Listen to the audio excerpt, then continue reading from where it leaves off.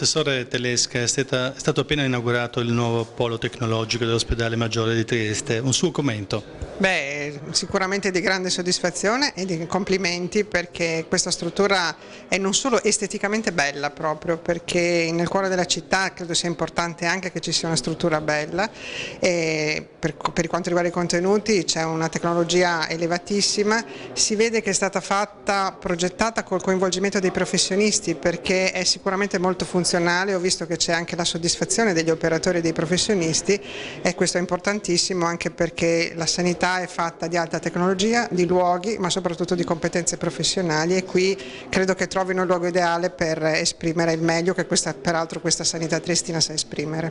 Tra l'altro, Assessore, partirà da qua, da questi poli di eccellenza, la riforma? Certamente, la riforma parte un po' da tutti i poli di sanità della Regione.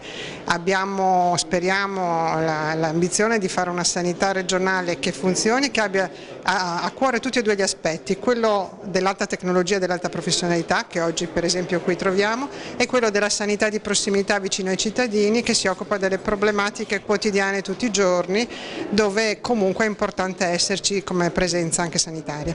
Nel suo intervento ha detto che i cittadini non devono avere paura della riforma. Può spiegare meglio? Ecco, perché quello che ogni tanto si sente in giro, si scrive, si legge sui giornali è magari una preoccupazione per l'impoverimento di alcune strutture sanitarie. Non è affatto così.